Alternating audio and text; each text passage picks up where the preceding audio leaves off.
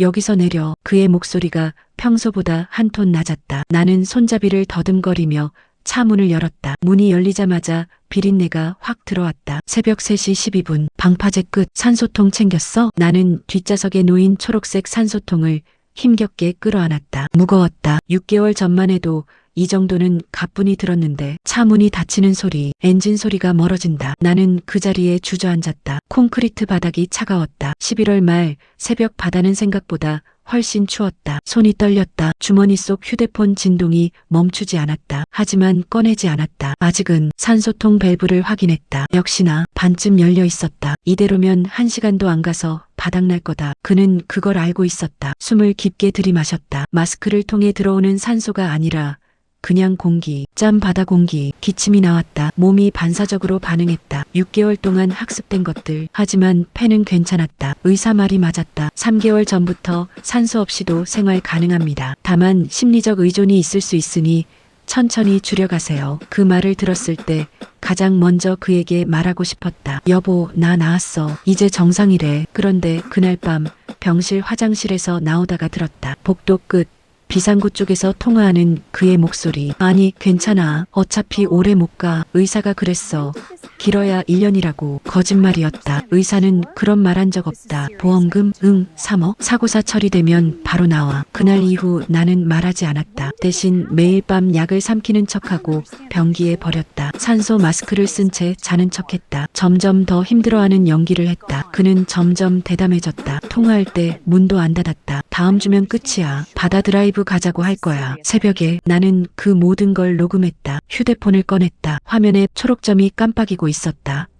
녹음 중 2시간 23분. 병원 주차장에서부터 지금까지 차 안에서 그가 받았던 전화들, 보험 설계사와의 통화, 내일이면 정리됩니다라고 했던 그 목소리까지, 그리고 방금 전 그 말, 산소 떨어지면 그냥 사고야. 새벽 바다에서 호흡곤란으로 쓰러진 거지 뭐. 녹음 정지. 파일 전송 버튼을 눌렀다. 수신이는 최은경 경감님. 병원에서 알게 된 형사. 같은 병실에 있던 그녀의 어머니가 돌아가신 날 복도에서 같이 울었던 사람. 혹시 이상한 일 있으면 연락하세요. 제 번호예요. 그때는 그냥 위로의 말인 줄 알았다. 전송 완료. 곧바로 전화가 왔다. 위치 확인했어요. 지금 출발합니다. 20분이면 도착해요. 녹음 파일 들으셨어요? 네, 충분합니다. 그쪽 움직이지 마세요. 구조대도 같이 갑니다. 전화를 끊었다. 산소 마스크를 벗었다. 숨이 막히지 않았다. 공기가 날 것 그대로 들어왔다. 차갑고 비리고 살아있었다. 발을 뻗어 물에 닿았다. 차가운 감촉이 발목까지 올라왔다. 6개월 만에 신발을 벗고 맨발로 서 있었다. 멀리서 사이렌 소리가 들렸다. 파도 소리보다 점점 커졌다. 헤드라이트 불빛이 방파제 입구에 나타났다. 경광등이 파란 빛을 뿌렸다. 차에서 내린 최은경 형사가 달려왔다. 괜찮으세요? 나는 고개를 끄덕였다. 마스크 없이. 그녀의 눈이 커졌다. 산소통은요? 필요 없어요. 3개월 전부터요. 그럼 왜? 증거가 필요했어요. 확실한. 구급대원들이 체온계와 혈압계를 꺼냈다. 산소 포화도를 쟀다. 96% 정상입니다. 최 형사가 녹음 파일이 든 휴대폰을 증거 봉투에 넣었다. 지금부터 영장 집행합니다. 같이 가시겠어요? 네. 힘드시면. 아니요. 제가 직접 가야 해요. 차에 올랐다. 난방이 켜져 있었다. 따뜻했다. 차가 움직이기 시작했다. 백미러로 방파제가 멀어졌다. 그곳은 내가 버려진 장소였다. 하지만 결국 내가 살아남은 곳이 됐다. 30분 후 우리 아파트 앞에 도착했다. 경찰차 2대가 먼저 와 있었다. 그의 차도 보였다. 현관불이 켜져 있었다. 초인종을 눌렀다. 발소리. 문이 열렸다. 그의 얼굴이 굳었다. 당신. 최 형사가 영장을 내밀었다. 살인 예비 및 보험 사기 혐의로 긴급 체포합니다. 무슨 소리야. 이 사람 호흡기 환자라고. 나는 마스크 없는 얼굴로 그를 봤다. 아니에요. 3개월 전부터 완치됐어요. 그의 얼굴이 하얗게 질렸다. 당신이 알고 있었어? 네. 당신이 저를 죽이려 한다는 것도요. 수갑 채워지는 소리가 들렸다. 나는 현관에 서서 그가 끌려가는 모습을 봤다. 떨리지 않았다. 숨도 막히지 않았다. 최 형사가 다가왔다. 진술 내일 하셔도 돼요. 오늘은 쉬세요. 괜찮아요. 지금 하겠습니다. 경찰서로 향하는 차 안. 창밖으로 동이 트기 시작했다. 나는 창에 비친 내 얼굴을 봤다. 창백했지만 눈은 또렷했다. 숨을 깊게 들이마셨다. 산소통 없이, 마스크 없이, 거짓말 없이. 이제 나는 숨쉰다. 내 힘으로. 그날 이후 그는 더 이상 항의하지 않았다. 경력이 어떻게 되시죠? 물류 쪽에서 좀 했습니다. 아, 네. 그럼 서류 정리 같은 거 할 줄 아시겠네요? 예. 면접은 5분 만에 끝났다. 시급 9,860원. 주 5일 하루 4시간. 4대 보험 없음. 폐교를 개조한 물류사무소는 인천 서구공단 끝자락에 있었다. 1층 교무실을 뜯어낸 자리. 천장은 높은데 난방은 안 돼서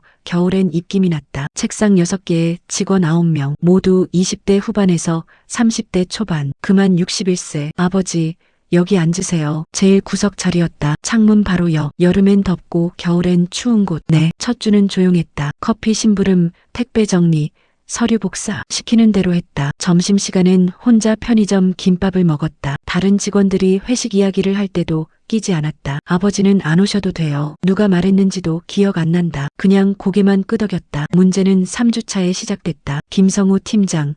29세, 6개월 전에 본사에서 내려온 사람. 이거 오늘까지 처리해야 돼요. 도장만 찍어주세요. 화물운송 보험 서류 묶음이었다. A4 용지 30장 정도. 그는 천천히 넘겨봤다. 2페이지, 출발지 인천 남동구, 도착지 부산 강서구, 차량 번호 37호 4328, 15페이지, 보험 적용 차량 37호 4327, 숫자 하나가 달랐다. 팀장님, 네, 여기 차량 번호가 앞뒤가 안 맞는데요. 김 팀장이 서류를 확 가져갔다. 아, 그거요? 오타예요. 나중에 수정하면 돼요. 보험 적용 전에 확인하셔야 할 것 같은데요. 아버지, 지금 급한 건이에요. 일단 도장부터 찍어주세요. 하지만 됐고요.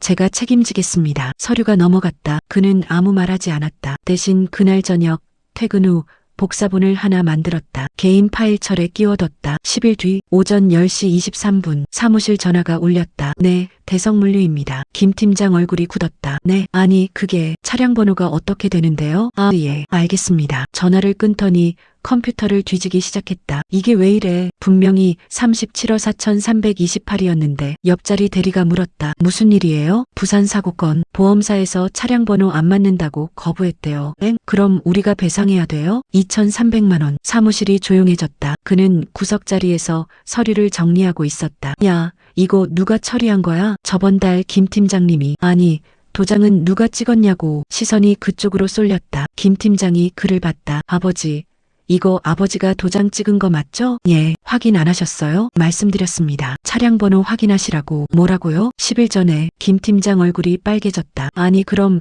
그때 왜 도장을 찍은 거예요? 제가 책임지신다고 하셨습니다. 그게 그래도. 소장실 문이 열렸다. 50대 소장이 나왔다. 뭔 일이야, 왜 이래? 상황 설명을 들은 소장은 한숨을 쉬었다. 김 팀장, 이거 어떻게 할 거야? 제가 다시 한번 보험사랑 협의해 보겠습니다. 2,300이면 우리 한 달 마진이야. 협의로 되겠어? 침묵이 흐르고 그때 그가 천천히 일어났다. 소장님, 응? 제가 그때 복사본을 남겨뒀습니다. 복사본? 그는 서랍에서 파일을 꺼냈다. 원본 서류에 차량 번호 오류가 있었고 그걸 지적했다는 증거입니다. 김 팀장님 결제 사인도 있고요. 뭐? 파일을 펼쳤다. 빨간 형광펜으로 체크된 차량 번호. 옆에 작은 메모 2024년 11월 15일 차량 번호 불일치 지적. 김성우 팀장 나중에 수정 지시. 김 팀장이 벌떡 일어났다. 이게 무슨. 소장이 손을 들었다. 일단 조용히 해. 이거면 우리 쪽 과실은 아니라는 거네. 예, 계약서 원본에 오류가 있었고 저희가 사전에 지적했다는 기록이 남습니다. 보험사 설득 가능해? 시도는 해볼 수 있습니다. 소장이 그를 쳐다봤다. 처음 보는 눈빛이었다. 이름이 어떻게 되시죠? 강민수입니다. 강 선생님,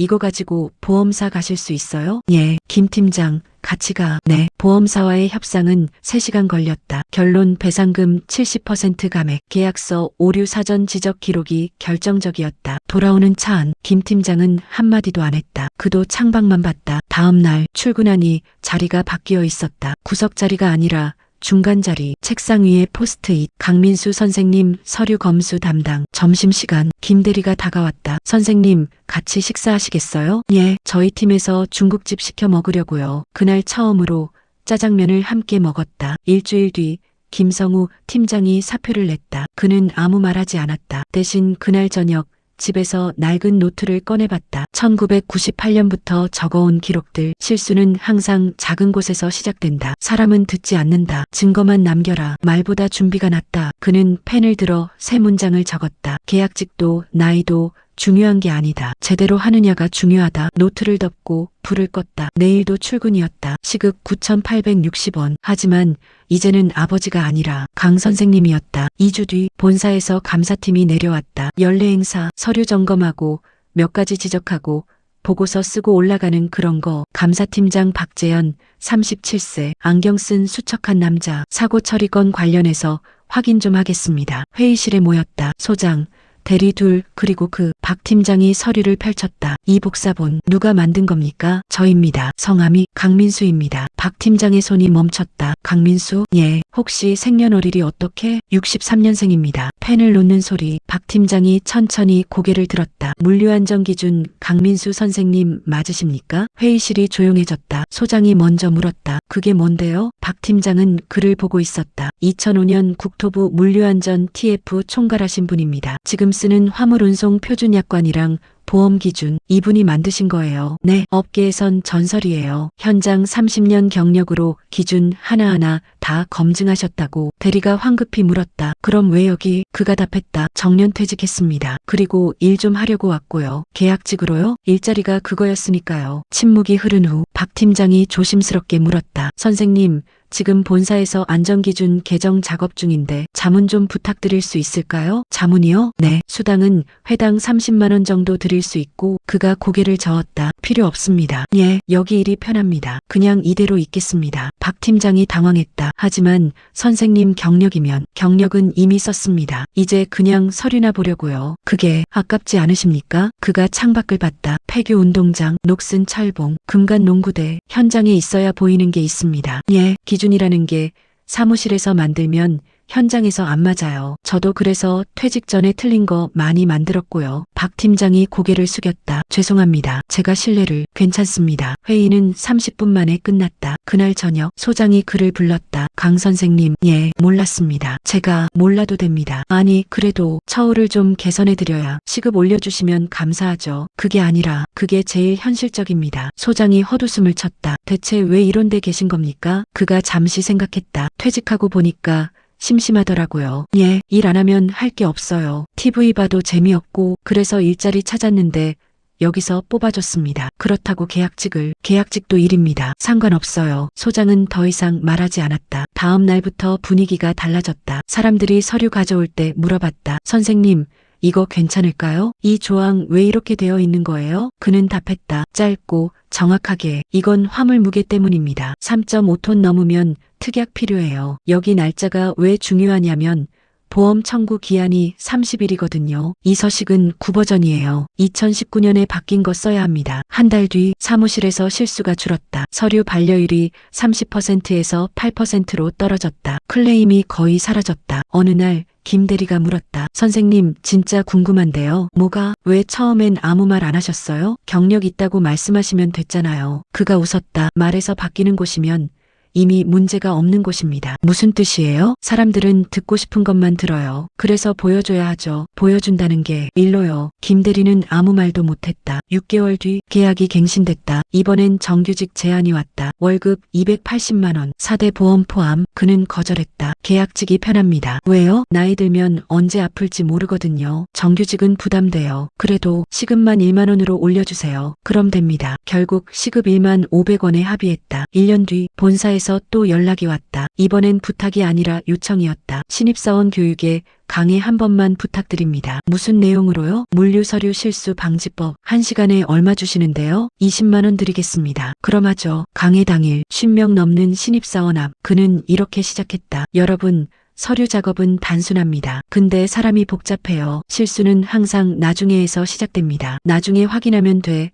나중에 고치면 돼. 그러다 사고 나요. 그럼 어떻게 해야 하냐? 그가 칠판에 썼다. 지금 확인하세요. 지금 물어보세요. 지금 기록하세요. 이 세 가지만 지키면 여러분은 절대 책임질 일 없습니다. 강의가 끝나고 한 신입사원이 다가왔다. 선생님, 저도 나중에 선생님처럼 될 수 있을까요? 그가 물었다. 어떻게요? 이렇게 존경받는 사람이요. 그가 웃었다. 존경은 필요 없어요. 그냥 일 제대로 하세요. 그럼 됩니다. 지금도 그는 매일 출근한다. 시급 1만 500원. 폐교를 개조한 물류사무소. 하지만 이제 사람들은 안다. 저 자리에 앉아 있는 사람이 누구보다 이 일을 잘 아는 사람이라는 걸. 그리고 그는 여전히 조용히 말한다. 이거 한 번 더 확인하세요. 사람은 바뀌지 않았다. 바뀐 건 그를 대하는 온도였다. 팀장은 여전히 빠르게 말했고 회의실에서는 목소리를 높였다. 이거 왜 이렇게 됐어? 내가 언제 이런 식으로 하라고 했어? 다만 예전처럼 아무도 네, 알겠습니다 하지 않았다. 본사 감사팀 보고서는 금요일 오후 4시 매일 한 통으로 왔다. 제목 최종 2분기 프로젝트 관리 점검 결과 본문 5줄 관리 소홀 및 중대 판단 오류 확인 해당 건 인사위 상정 예정 그 문장 하나로 팀장은 다음 주 월요일부터 회의 참석자 명단에서 빠졌다. 당분간 대기 발령입니다. 인사팀 과장은 그렇게 말하고 서류 한 장을 건넸다. 팀장은 억울하다는 표정으로 말했다. 그때 회의에서 다들 찬성했잖아요. 아무도 반대 안 했잖아요. 아무도 대답하지 않았다. 몇몇은 화면을 보고 몇몇은 휴대폰을 만졌다. 조직이 가장 잔인해지는 순간은 침묵으로 합의할 때라는 걸 그는 그제야 배웠다. 며칠 뒤 그는 사무실 구석 캐비닛 앞에서 개인 물품을 정리했다. 머그컵 3개, 골프공 기념품, 올해의 리더 상패. 누군가는 모니터를 껐고 누군가는 이어폰을 꽂았다. 예전 같았으면 팀장님 커피 한 잔 하실래요?